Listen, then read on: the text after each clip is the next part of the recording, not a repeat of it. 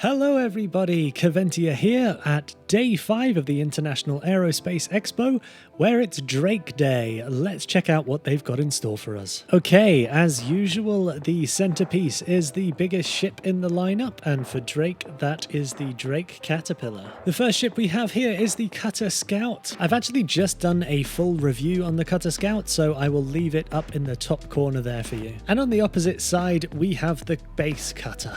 The Cutter is Drake's entry into starter ships. They have the Cutty Black, but that's quite a large and more expensive ship. This has enough space for a hover bike, a small bed, a toilet, which gives it an advantage over the Cutty Black, a small amount of internal storage. In the cockpit, we have a weapon rack on the side, which can actually hold some of the largest weapons in the game. The Cutter has a couple of size 1 pea shooters on the chin, a deployable canopy armor, which unfortunately I can't showcase here, some VTOL thrusters, and can hold up to 4 SCU of cargo. The Caterpillar is the largest Drake ship currently available. It contains 5 modular sections, 1 at the nose and 4 along the side, and boasts the second largest internal carrying capacity behind the Hercules.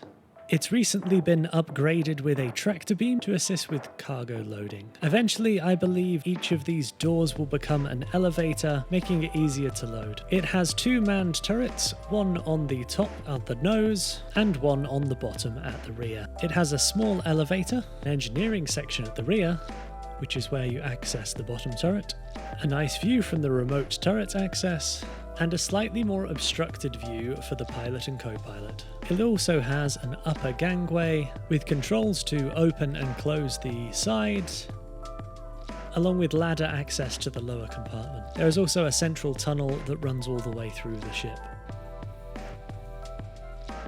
This room contains the Cutless series and the Drake Vulture. The Cutless Black is the ship that started it all for me. It is a medium cargo ship with side doors for a quick and secure exit. The rear contains 46 SCU worth of storage space, a couple of convenient lockers, and a weapon rack. It has beds for 2 and a turret seat for the upper turret operator. There are 4 size 3 hardpoints under the pilot's control and 2 more size 3 weapons attached to the turret. The Cutless Red is the medical variant of the Cutless. It swaps out the side door for a port hatch and the turret for a radar. It has a reduced cargo hold in favour of a couple of tier 2 medical beds.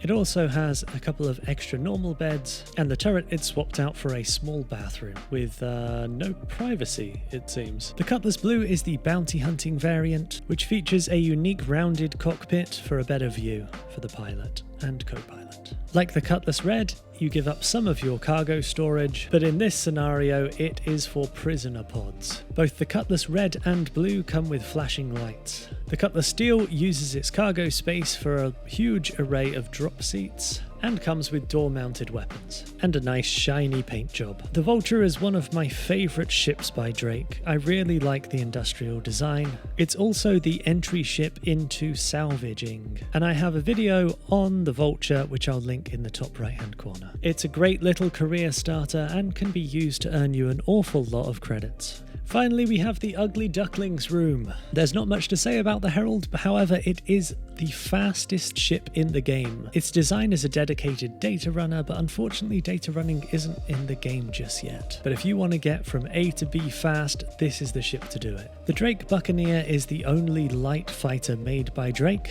and favours straight line speed and acceleration over manoeuvrability. As is the Drake way, it is equipped with a huge amount of weaponry, meaning if you get to fire first, you may have a huge advantage over your opponent. Finally, we have the ship that puts the most amount of damage under the pilot's finger. The Drake Corsair is categorized as an exploration ship with a turret on each side and a beautiful asymmetric design. You'll have a lot of fun with this ship with a crew of 3. It has a huge amount of cargo space. At 96 SCU, it can fit some of the larger vehicles. And if you're really careful, you can even fit a Pisces in here. It also comes equipped with a small armory and docking port, a small mess hall, crew quarters for 4, a spare MFD on the floor for the pilot, and a co-pilot seat that does this. It also has a small elevator, which can go up to the roof, or get you stuck inside the ship, as it appears to have done with me. I used to love this ship, but it always finds a way to disappoint me. Or it goes down to the surface.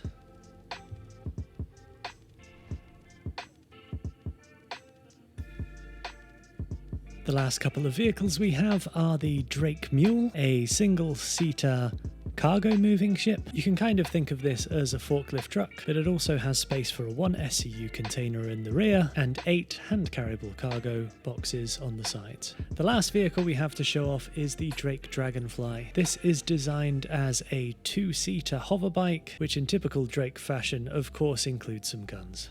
And in the concepts room, we have the Leviathan that is the Drake Kraken. This is effectively Drake's version of an aircraft carrier, and there are 2 versions of it, the Kraken and the Kraken Privateer, which swaps out some parts of it for effectively an internal mall space. This is the ship that I intend to shoot for as my endgame ship. I just hope that by the time I get there, I have a community large enough to be able to crew it. Before we wrap up, let's have a quick check what's on the Pledge Store. On the Pledge Store today, you can of course get access to all of the ships that we went through today. And for a limited time and in a limited number, they are even selling off the Drake Kraken and the Drake Kraken Privateer. The Vulture is in fact the daily war bond deal, which will save you $15 off the base price. Thanks for watching everybody. Bye bye.